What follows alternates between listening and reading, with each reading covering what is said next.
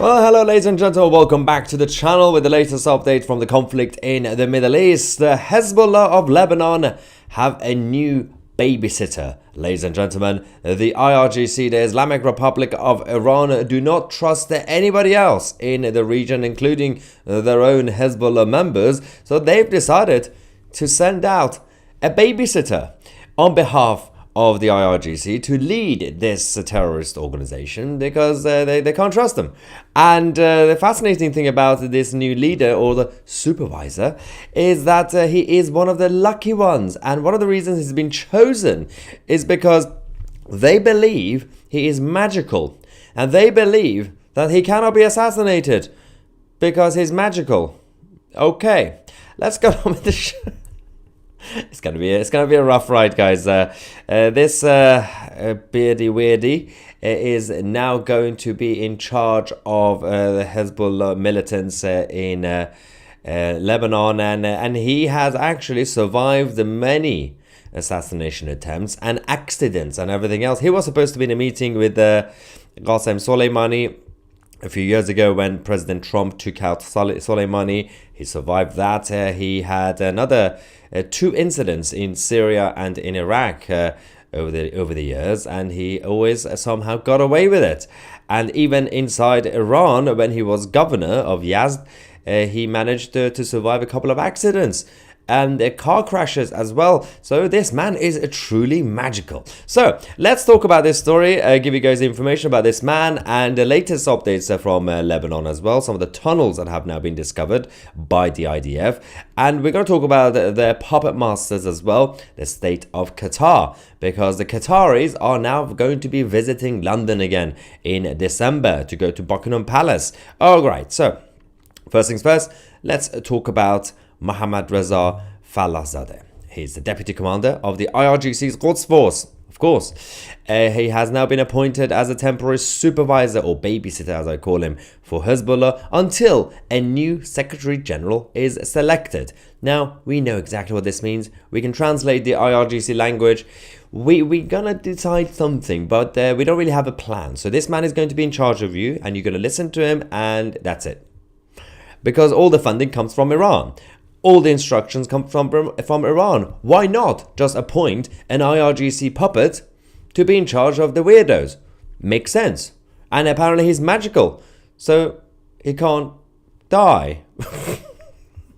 Good luck with that. I'll give him 10 minutes. But one of the other areas that is becoming quite problematic for the Islamic Republic is that they are being alienated even by some of the ones who used to back them, the liberal globalists in the West. The prospect of Trump returning to power is freaking everybody out in the deep state in America. They're not really excited about Trump returning because he wants to continue the Abraham Accords.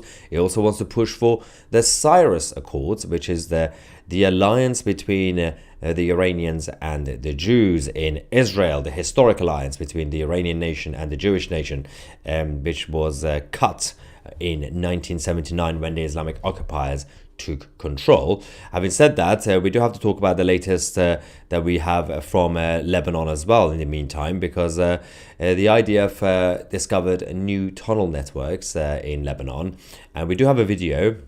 Hagari goes through explaining it obviously to everybody what the IDF have discovered. Let's go. We're now in the bunker that we found underneath a Lebanese house in a Shia village only a couple of kilometers from our border. This bunker was ready for Radwan forces, for a battalion of Radwan forces to enter into this bunker and do a raid into Israel and do a larger scale of massacre than the 7th of October. They were planned with the motorcycles here to go to Kiryat Shmona, to Iftach, to villages and positions inside Israel and conduct a massacre. They were only here a couple of days ago. In those beds with those weapons here, we found the fresh coffee and food here in this compound, underneath a Lebanese village, underneath a Shia house. This wasn't supposed to be here. 1701 should have prevented it. We need to impose a 1701, a fully imposed 1701 this area, so Hezbollah can never be next to our border with such infrastructures that can do a conquer Galilee plan like he planned. Hassan Nasrallah, this ruthless terrorist that we eliminated, that is responsible for the deaths of many people, not just Israelis, Germans, Americans, French, and others. The world is a better place without Hezbollah. The world is a better place without Nasrallah. Nasrallah thought he understands Israel. He was wrong, and he was eliminated. And all our enemies should know, whether they are close or far away in Iran, they should know that we are determined. We are determined to supply security and safety to our citizens. We have only two missions: to bring our citizens back home next to the border in safety and security, and to bring back home 101 hostages that are being held in ruthless conditions in Gaza. So that's the IDF spokesperson. We will get your reaction live during the show. There's a couple of people spamming the live chat as we speak. One of them is Wordcraft. Copy and pasting the same comment in the live chat doesn't really get anywhere, and we will not react to your comments. And if you continue to copy and paste the same comment in the live chat, you will be banned. So we will obviously discuss the rest of the discovery in terms of the Lebanese tunnels before we get to the issue of the Qataris visiting Buckingham Palace to a state visit to see King Charles as well. But first things first, the magical man, Fala Sadeh, is not going to be seen in public for a while, even though he is now the new babysitter. And one of the main reasons is that despite the fact that they said he is magical and he doesn't die, he is apparently busy getting training on how to run Hezbollah. I'm like, imagine getting training. What sort of briefing session do you need for that? PowerPoint? Let's go to the next video we have from the IDF. These are the tunnels that they were going through to show everybody what they discovered.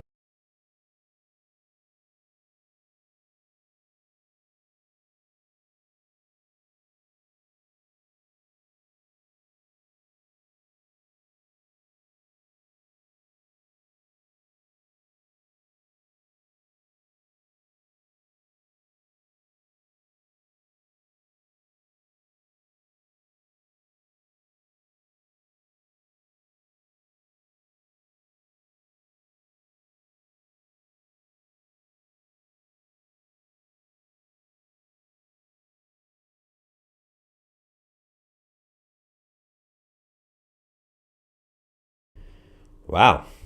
I love how they have enough food for a while in case they have to stay in the tunnels. They don't need to go outside, and that's one of the reasons they also don't really help civilians. It's the same in Gaza, obviously, the remaining members of Hamas.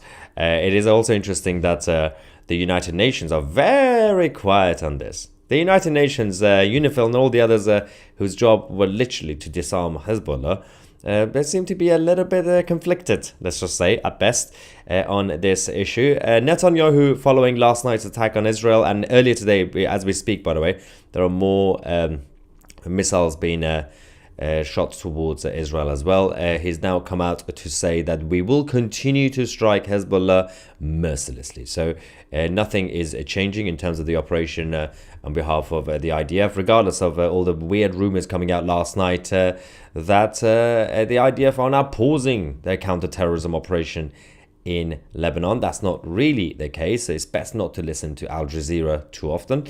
These are the latest number of alerts going around Israel, even towards Tel Aviv. 3 ballistic missiles have been launched from Lebanon over the last couple of hours.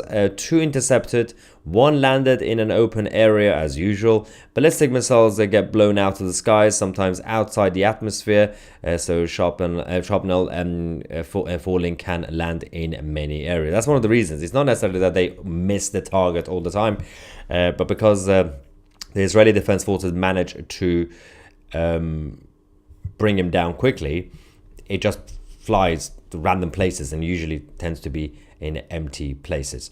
So that's that. But in December, because obviously we talk about the Islamic Republic of Iran and their puppets, let's not forget the other puppets of the Iranian regime are the Qataris.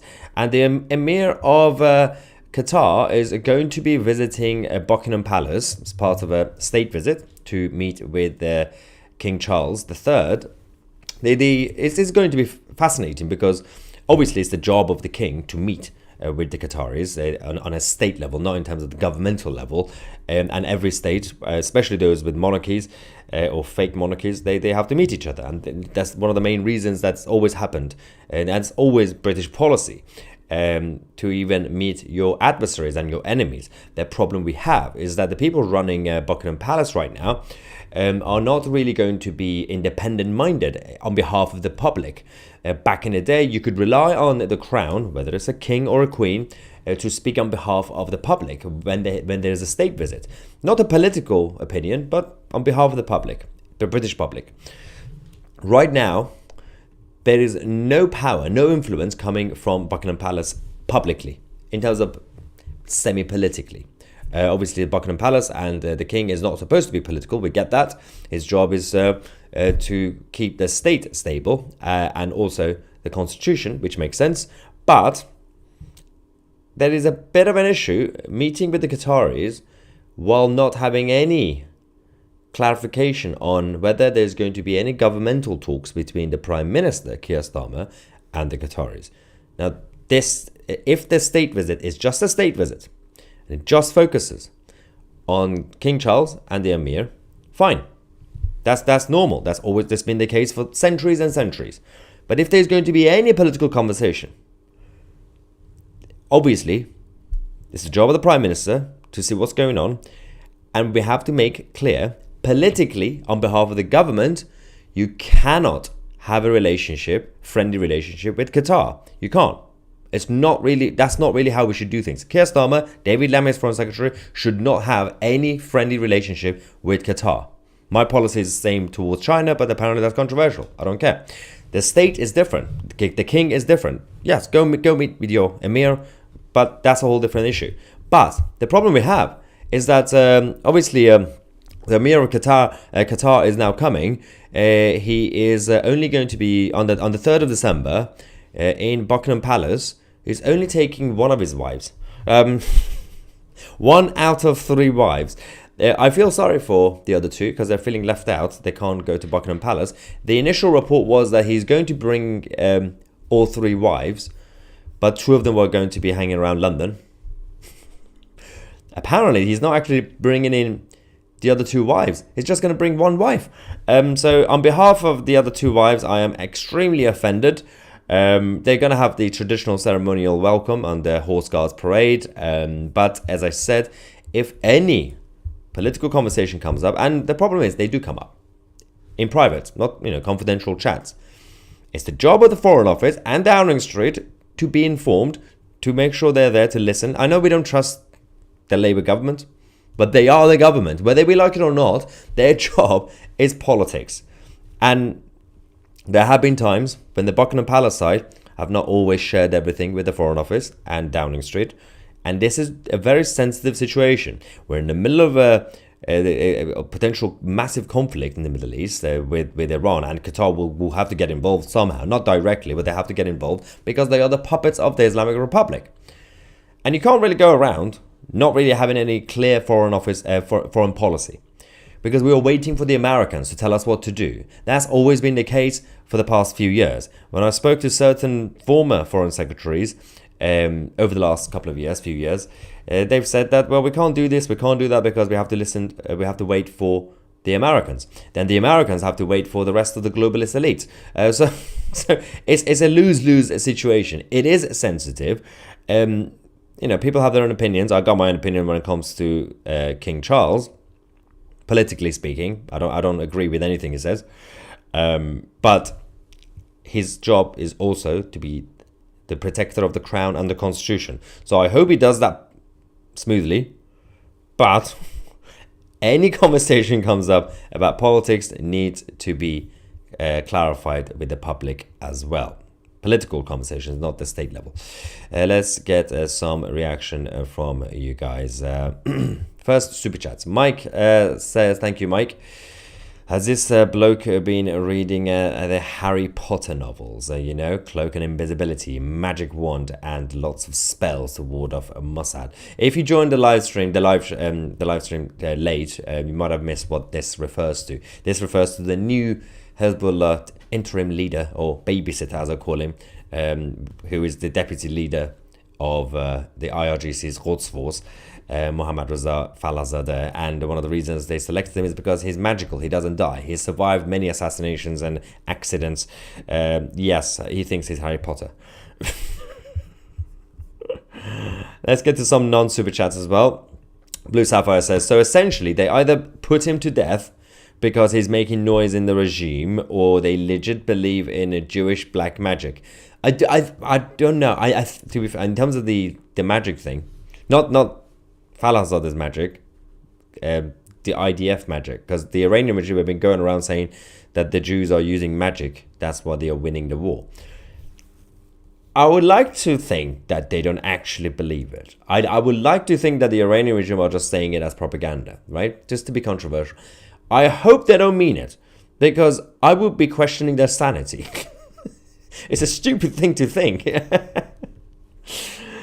John says, anybody betting on how long he will live?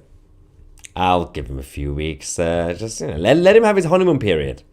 So if anybody is watching from Mossad, give him some time. Let him. He might surprise you. It's like Keir Starmer. Give him 100 days and see what he does. And he messed up the country. Okay. That says, are Hezbollah and Hezbollah the same proscribed terrorist organization, or is there a difference? Yeah, so it's different spellings, but also you got two branches of Hezbollah. They're not directly the same, but they're the same basically. They don't go to the same meetings, but they're controlled by the same people. The Hezbollah of Lebanon and Hezbollah of Iraq, both banned organizations. It's the same organizations, it's different branches. Bill says, new Islamic babysitter. Give that man a pager. Okay, says, I guess you will be doing the breaking news in a few hours. The breaking news that he's just been assassinated by the IDF.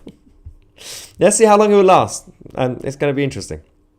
Andrew says, you might be wrong, Maya. Perhaps he's already dead. Oh yeah, that's about, Andrew's talking about how, as I said, they've said he might not be seen in public for a while, even though he's just taken the job. Apparently he's going through training or whatever. I think if you become a leader of Hezbollah, even supervisor of Hezbollah, there is bureaucracy. You have to go through HR, you have to go through the inclusivity and diversity trainings, you have to be very woke to make sure that you respect the different genders inside Hezbollah. There are various types of toilets that everybody has to respect. So it's a big booklet, a handbook that you need to read before becoming leader of Hezbollah.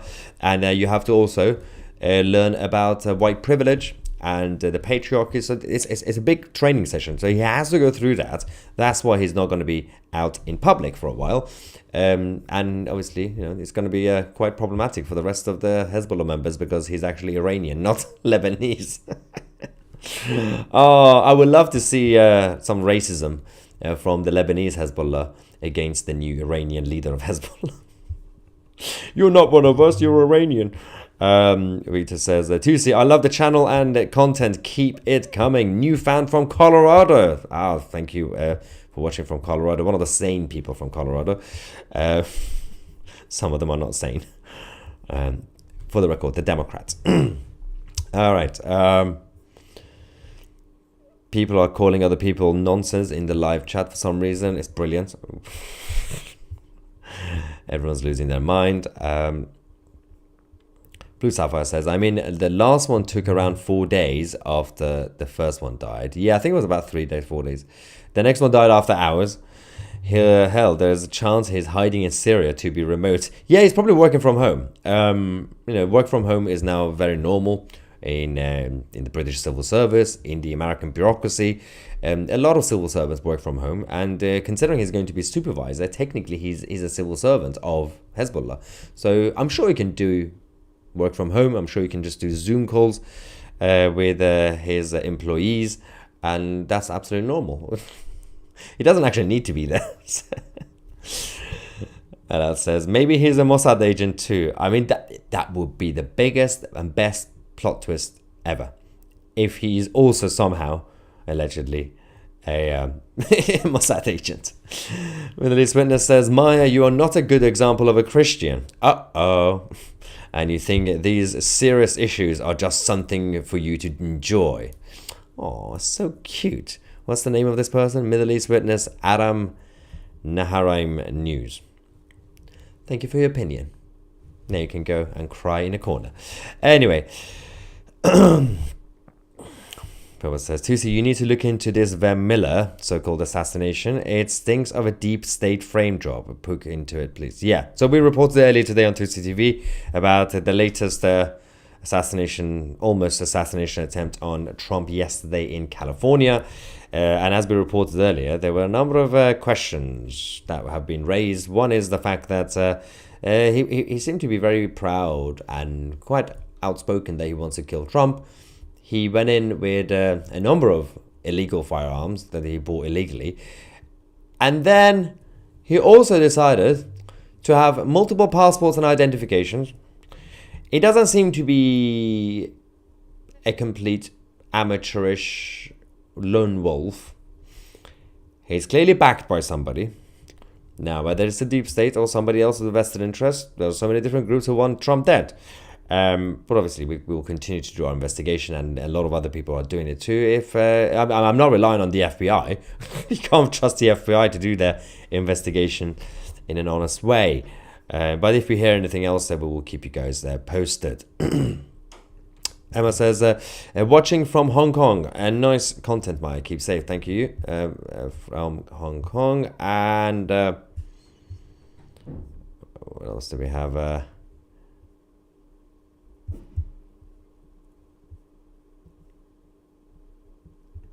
This says, Maya, need to stop the evilness in this chat, all caused by lefty bitchy asses.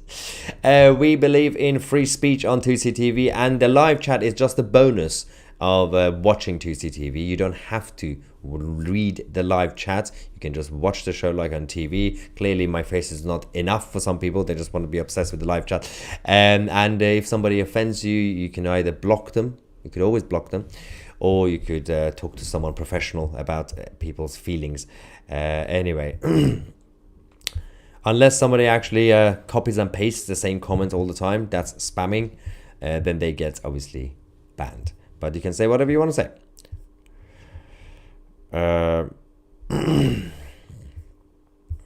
What else do we have? There's a couple of pro-Palestinians in live chat as well. Welcome to the show, guys. Hope you enjoyed us. That's an interesting theory as well. I mean, he has survived many assassinations. Could it be that it's because he's Mossad? This is not about Trump, by the way. This is about Mohammad Reza Falazadeh, the new supervisor of Hamas, or the new babysitter. No, I mean, the Iranian regime are stupid, but they're not that stupid. I'm sure they are extremely paranoid right now after the allegations that Al-Ghani, where the other IRGC guy was apparently a Mossad agent. So it is fascinating to see if they've messed up again in terms of vetting someone's background. Mike says, wait, what? Hezbollah and Iran are buddies? I hope this is sarcastic. I can't really tell if it's sarcastic because there's no like emojis or anything, any emotions in it. Hezbollah and Iran are not friends. Hezbollah is Iran. Hezbollah was set up by the Islamic Republic of Iran. It's not like Hamas. Hamas are allies to Iran. That's different because they're Sunnis and you're like, fine, let's be friends.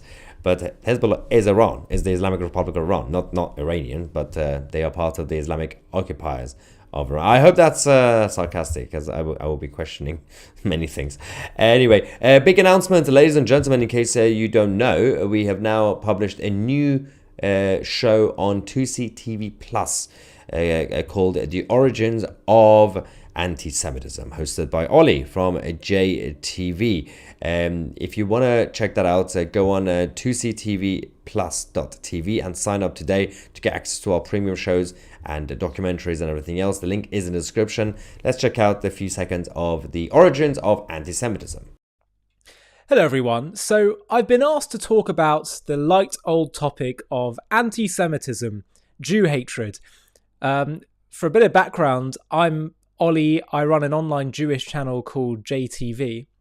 And when I was asked to talk about this, I think part of the reason is because many people, particularly in the West, who are sane, sensible, moral individuals, are looking at what's happening in the Middle East and probably a little bit baffled, thinking, what's going on? So yeah, that's our new show, The Origins of Anti-Semitism on 2CTV Plus. Go on 2ctvplus.tv and check it out. And as I've been saying recently, we are working on a new app as well. Hopefully we'll come to you guys very soon to make it easier to access 2CTV Plus.